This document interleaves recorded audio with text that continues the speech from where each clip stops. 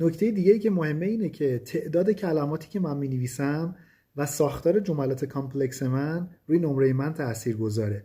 تجربه نشون داده افرادی که میخوان نمرات حدود 100 به بالا بگیرن، مثلا 120، حدود 90 تا 100 کلمه اگر بنویسن میتونه بهشون خیلی کمک بکنه. پس من نباید خیلی به صحت مطالبم فکر بکنم. اگر مدام ذهن درگیر این باشه که این چیزی که مینویسم صحت داره یا نداره، نمیتونی بیشتر از 50 کلمه بنویسی. و نکته اینه که چون هوش مصنوعی داره به شما نمره میده، صحت مطالبت خیلی مهم نیست. یعنی میتونی کاملا خیالی جواب بدی، میتونی چیزی رو که واقعیت نداره به شرطی که مرتبط به تاپیک بنویسی و اگر ساختار جملاتت کامپلکس باشه حدود 90 تا 100 کلمه بنویسی و البته ساختار جملات درست باشه، یعنی مشکلاتی که مربوط به گراماتیکال اکیورسی هست رو نداشته باشی، قطعا میتونی به نمره دلخواهت برسی. پس به تعداد کلمات توجه کن، ساختار